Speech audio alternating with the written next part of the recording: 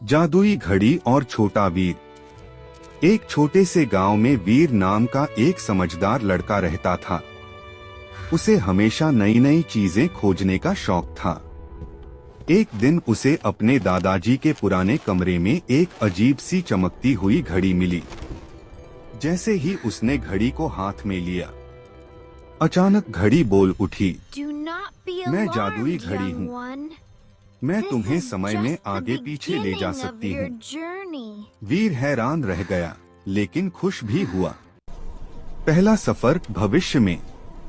वीर ने घड़ी घुमाई और भविष्य में पहुंच गया। वहां उसने देखा बड़े बड़े रोबोट, उड़ने वाली कारें और लोग बहुत व्यस्त थे, लेकिन कोई खुश नहीं था।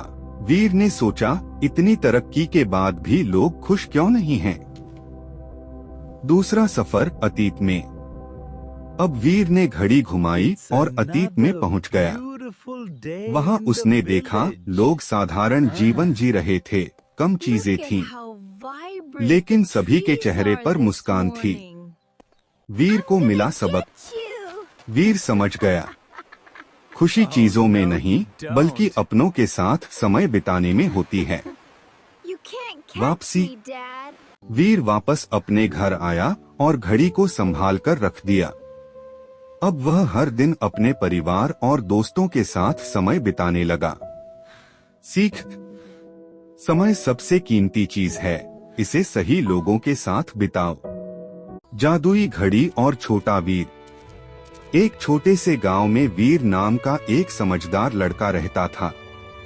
उसे हमेशा नई नई चीजें खोजने का शौक था। एक दिन उसे अपने दादाजी के पुराने कमरे में एक अजीब सी चमकती हुई घड़ी मिली। जैसे ही उसने घड़ी को हाथ में लिया, अचानक घड़ी बोल उठी, मैं जादुई घड़ी हूँ, मैं तुम्हें समय में आगे पीछे ले जा सकती हूँ। वीर हैरान रह गया, लेकिन खुश भी हुआ। पहला सफर भविष्य में। वीर ने घड़ी घुमाई और भविष्य में पहुंच गया। वहां उसने देखा बड़े बड़े रोबोट, उड़ने वाली कारें और लोग बहुत व्यस्त थे, लेकिन कोई खुश नहीं था। वीर ने सोचा, इतनी तरक्की के बाद भी लोग खुश क्यों नहीं हैं? दूसरा सफर अतीत में। अब वीर ने घड़ी घुमाई और अतीत में पहुंच गया। वहां उसने देखा लोग साधारण जीवन जी रहे थे, कम चीजें थीं, लेकिन सभी के चेहरे पर मुस्कान थी। वीर को मिला सबक। वीर समझ गया, खुशी चीजों में नहीं बल्कि अपनों के साथ समय बिताने में होती है। वापसी। वीर वापस अपने घर आया और घड़ी को संभाल कर रख दिया। अब वह हर दिन अपने परिवार और दोस्तों के साथ समय बिताने लगा।